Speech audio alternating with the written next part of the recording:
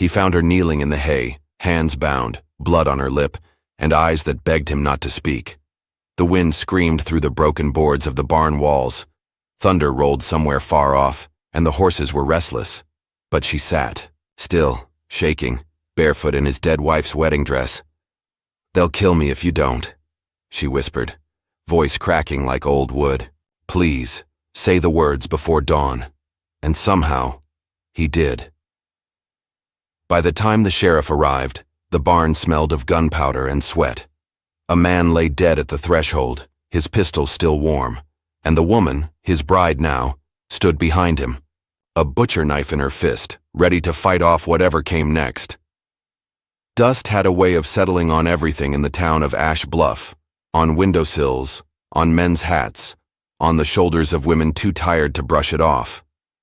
It clung to the silence between neighbors, to the crooked signs above shuttered storefronts, and to the souls of those who had long given up hoping for anything better.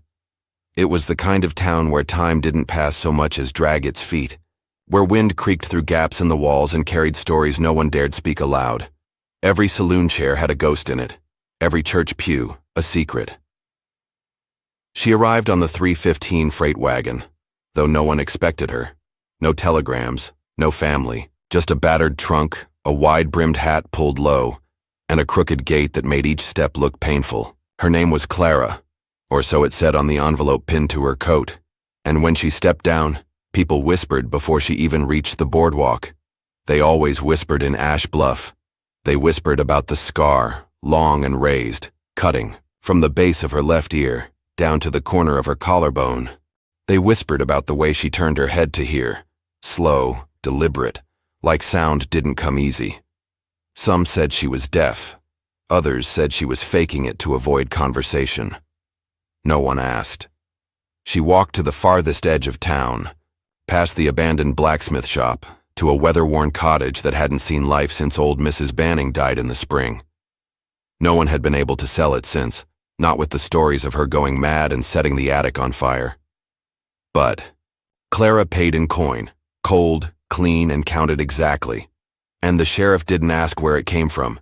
She spent her days sweeping out soot, scrubbing mold from the walls, and trying to keep the porch from falling in on itself. At night, the lamp glowed faint behind thick curtains and the sound of something like crying drifted into the wind. No one came to visit. No one offered bread. Children were told to walk on the opposite side of the street. And Clara, for her part, never complained. She walked with a cane carved from dark walnut. Some days she sat on the porch with it balanced across her knees, staring at nothing. She wasn't old, not yet, maybe late 20s, though the limp and the loneliness aged her face. Her dresses were plain, her eyes pale gray, and her voice, when heard, was so soft it barely registered. The town preacher called her cursed. The mayor's wife said she must have lost a child. "No woman moves like that unless she's buried a baby," she'd whispered at the post office, hand pressed to her breast like a pearl was about to fall from it. There was talk she'd come west to escape something. A husband. A family. Crime. It changed with every retelling, but one thing stayed the same. Clara didn't belong. And Clara didn't try to. Even the dogs didn't bark when she passed. It was like the world held its breath around her, and still, she stayed. Weeks passed. The days stretched hot and dust-choked, the nights thick with the sound of crickets and the low groan of wood shifting in the heat. Clara was seen less and less. Some said she went mad, reading by candlelight for hours with no books in her hand. Others claimed they saw her wandering the woods at night, barefoot and muttering prayers in a foreign tongue. But no one got close enough to find out. Until the night she disappeared. Her front door was found swinging on broken hinges. Inside, the table had been overturned, lamp shattered. A trail of blood smeared the floor. But no Clara. The sheriff shook his head. "Some women ain't meant to be saved," he muttered, and turned his horse back toward town. That was 2 nights ago. Now, back to that same night. 3 miles out, on a windswept farm left half ruined by drought and debt, a man named Ellis Baird lit his last candle.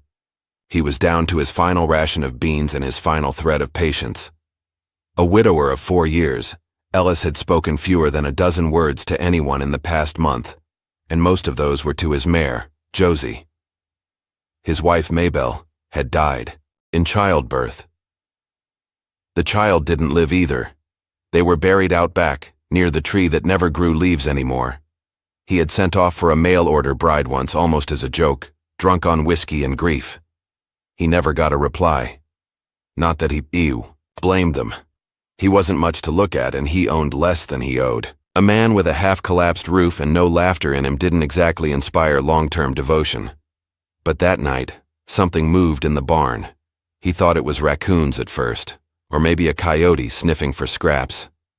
But when he opened the door, shotgun in hand, what he found was something he couldn't explain. A woman, kneeling in the straw, dress torn, hands shaking, a slash of blood across her cheek. She didn't scream, just looked up at him with wide, broken eyes and whispered, "Don't let them find me." Ellis lowered the gun. He didn't recognize her at first, not in the dark, not covered in blood and dust. But then the moon caught her face and he saw the scar, that long, raised ribbon of flesh. Clara, the woman everyone thought was gone, the woman they thought the night had swallowed whole, and that's where it really begins. The morning after, Ellis found her. Clara wouldn't speak. She sat at his table in the same torn dress, knees bruised, hands wrapped around a chipped coffee mug she never sipped from. The barn door had been bolted shut. The porch creaked beneath boots that weren't hers. But Ellis didn't ask. He just set a clean shirt beside her, one of Mabel's, and backed out the door to chop wood. By mid-morning, the wind changed.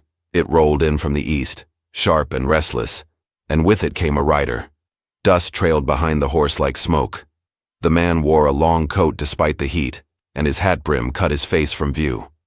He didn't stop at town. He passed right through Ash Bluff without a word, headed straight for the edge where Clara used to live, and then past it, toward Ellis's land. Clara saw him first, standing at the back window. Her fingers tightened on the sill, breath held like she might vanish if she stayed still enough. Ellis stepped beside her. "You know him?" She shook her head, slow and uncertain. "No," she lied. The man didn't knock when he reached her. Old cottage, just circled the house once, slow and deliberate. Then he dismounted, lit a match, and tossed it through the open door. The place went up fast. Too fast for wood that old. Ellis watched from a distance, shotgun in hand. Clara never looked away. By evening, nothing remained of the cottage but black bones and smoke ghosts. The stranger was gone, gone like fog in the sun, and the wind carried his ashes west. Clara didn't sleep that night. She sat on the floor of Ellis's room, back against the wall, staring at the window. The lamp burned low beside her. Outside, coyotes howled. Ellis brought her a blanket, then hesitated. "I can sit if you want," he said, voice barely above gravel. She nodded once. They didn't speak, but somewhere in the silence, something softened. He could feel it, like the space between them wasn't empty anymore. In the morning, he found her in the kitchen. She'd boiled water and cleaned the cups. One was set out for him, steam curling upward in the dawn light. She was trying. Tutti. Townsfolk noticed. They always did. Clara was seen walking the edge of Ellis's fields, her limp slower than before. Her hair was pinned different. A new dress, Mabel's again, had been hemmed by hand to fit her frame. At the general store, Mrs. Klein narrowed her eyes. "She's nesting," she muttered. "Poor Ellis don't even see it. That woman's sunk her claws in." Her husband grunted. "He's a grown man. If he wants to keep company with a ghost, let him. But whispers grow roots in towns like Ash Bluff." By Friday, the sheriff rode out to Ellis's porch. "You seen her?" he asked, glancing toward the barn. Ellis nodded. "She's here." Figured she'd run off. After the mess we found in her place. She didn't run. "Mind if I talk to her?" "She's resting." The sheriff studied him. "You're vouching for her then?" Ellis didn't blink. "I am." After a long pause, the sheriff tipped his hat.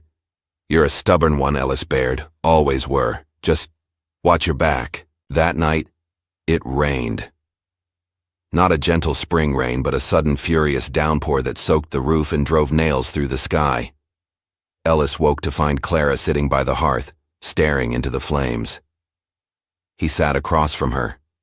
For a long time, neither spoke. Finally, she said, "His name is Whitaker." Ellis leaned forward. "He came for me before, back in Kansas. Said I owed him a debt." "What kind of debt?" She looked down at her hands. "The kind no woman should have to pay." Ellis's jaw clenched. He didn't push her to say more. "I thought he'd stop looking if I disappeared. I came here with nothing. No papers, no name." "You got a name." She met his eyes. "Not one that's safe to speak." The fire cracked.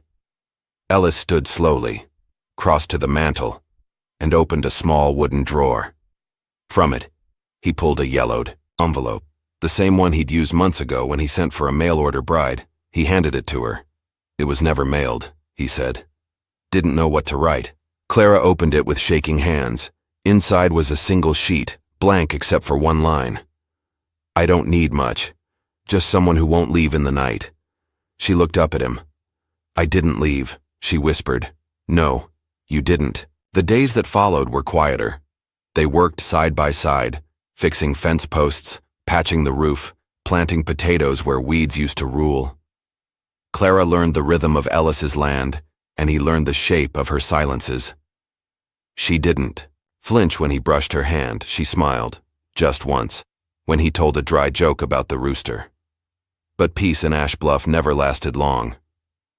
A boy named Micah saw the stranger again, just past the ridge. Said he was asking about a woman with a scar. Said he offered gold for her name, and a second man had come too, taller, meaner looking. Whitaker wasn't alone anymore. The wind shifted again. This time it brought something darker. Clara heard the knock before she saw the rider. It was late, too late for visitors, and the knock wasn't friendly. It was hard, deliberate, like someone staking a claim. She opened the door with her hand tight around the butcher knife behind her back. It wasn't Whitaker, it was Sheriff Tom. "You're to come with me, Miss Clara." She stared at him. "Now," he added, quieter. Ellis came around the side of the barn, pitchfork in hand. "She's not going anywhere." Sheriff Tom sighed. "It ain't me. It's the mayor's wife. Says Clara stole her brooch, says she saw her wearing it in town, clear as day. I don't believe it, but the townsfolk do. And if she don't come in, they'll come here. All of them." Clara looked between them. Her throat was dry. "I didn't steal anything," she whispered. "Doesn't matter," the sheriff said. "They're looking for a reason." They made her stand in the middle of the general store. No trial, no facts, just eyes, cold, sharp, judging. "There," Mrs. Klein said, pointing at the pin on Clara's shawl. "A small brass brooch shaped like a flower. That's mine. My boy gave it to me after his first pay. You think I wouldn't recognize it?" Clara reached for it, stunned. "No. This was in the cottage. I found it in the floorboard when I was cleaning. I didn't know it belonged." She admits. "It," someone hissed. Murmurs rippled. A man spat on the floor. "Thief. Liar. Witch." Sheriff Tom raised his hands. "Enough. If the brooch belongs to Mrs. Klein, she can have it back. Clara didn't know." "She knew," Mrs. Klein snapped. "She's a leech, feeding off decent folk." Clara handed the brooch back with trembling fingers. No one thanked her. As she turned to leave, someone shoved her shoulder. Another kicked at her foot. Laughter followed her out. She didn't make it 10 paces before she started running. The woods swallowed her. She ran like she'd been lit on fire, through thorns and mud and thick trees where the light couldn't find her. Her dress tore. Her knees bled. She didn't stop, not until her legs gave out. She collapsed at the river, heaving. Her hands dug into wet moss, her breath short and jagged. Water lapped at her boots. She thought about not moving again. Just lying down, letting the night take her. She was so tired of being wrong in every place she went. Ellis found her an hour later. No fanfare, no words. He just stepped out of the dark and sat down beside her in the mud. She didn't look at him. "I didn't take it," she said. "I never meant to. I know. I tried to stay small. I tried to fix things. I didn't ask for any of this."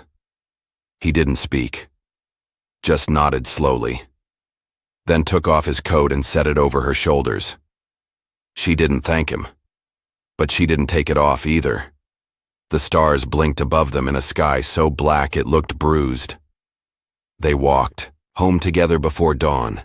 She limped. He kept pace. Back at the farm, he poured hot water into a tin bowl, knelt, and washed the mud from her legs. She didn't stop him. When he dried her feet with a towel, she flinched. But he never looked up, never made it a moment. He wasn't trying to save her. He was just there. And that, somehow, was enough. The next morning, she returned to the field. The townsfolk had taken what pride she had left, but they couldn't take the soil from under her nails. Ellis watched her from the porch. No words passed between them, but when he went inside, she followed, and when he passed her the bread, she took it. That night, she slept in the bed, for the first time. Not beside him, not yet, but in the room next to his, and he never closed the door between them. Trouble didn't leave Ash Bluff. Whitaker came back. He rode in just past sundown, not with fire this time, but with questions. The kind that shook old bones. Said he was looking for a girl who'd broken contract, said she had debts. He pinned a flyer to the saloon door with her name written in big, sharp letters. Beneath it, wanted, $500 reward, dead or alive. And suddenly, everyone remembered they'd seen her. Everyone remembered what she looked like. Everyone had something to gain. Ash Bluff watched them like buzzards. Every move Clara made, from hauling water to checking fence lines, was met with narrowed eyes and half-bitten words. No one helped, no one waved. But Ellis never flinched, and neither, now did Clara. The brooch incident hardened something in her. What shame hadn't killed, it carved into steel. She didn't hide when she walked into town. She stood taller, looked people in the eye, let them feel their own guilt for what they'd done. And they did feel it. Slowly, the whispers began to falter. Back at the farm, change took root. They tore down the broken chicken coop and built a new one from salvage boards. Clara planted herbs beneath the kitchen window, sage, rosemary, wild mint, and the scent of it followed her inside. They repaired the barn roof together. She held the ladder. He passed her nails. "You ever think," she said one morning, brushing hair from her brow, "that maybe things break so we get to rebuild them, right?" Ellis looked at her, quiet for a long time. Then, "I do now." The ranch took shape, one stubborn day at a time. They cleared the overgrown back paddock and found the old corral still usable. Ellis bought a colt at auction, a lean black gelding with too much fight in him, and named it Justice of all things. Clara laughed for the first time in weeks when he said it. He looked up, startled. "What?" "Nothing," she said, wiping her eyes. "Just didn't know you had a sense of humor. Don't tell anyone, I won't." And just like that, something real settled between them. At night, they read by the fire. Ellis had a Bible, a worn collection of essays, and a copy of Jane Eyre left behind by Maybelle. Clara picked Jane Eyre. "You know," she said one evening, stretched out in the rocker, "this woman loved a man who locked his wife in the attic." Ellis sipped his tea. "I didn't lock anyone in the attic." "Not yet." A pause. Her smile softened. "Would you read it to me?" she asked quietly. "Sometimes my eyes ache." He nodded. Didn't even hesitate. And that night, he read her 3 chapters. Slow and steady. No embarrassment, no shame. Just care. But peace is always the eye of the storm. Trouble was still watching. One dusk, a boy from town arrived with a letter, sealed in red wax, no name. Clara opened it by the fire. Her hands trembled as she read. Ellis saw her go pale. "What is, She held it out. Inside, a single line. I paid for you once, I'll collect again. No signature. No return address. But she knew who it was. Whitaker wasn't finished. She didn't speak for the rest of the night. At dawn, Ellis found her saddling the black gelding. I'm leaving, she said. He didn't argue, just stood there, boots in, dirt. Heartbreaking. I won't put you in danger. He stepped forward. Quiet. You think I'm in this because it's safe?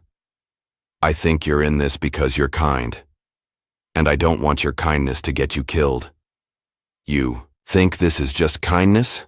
That stopped her. He looked away, jaw tense.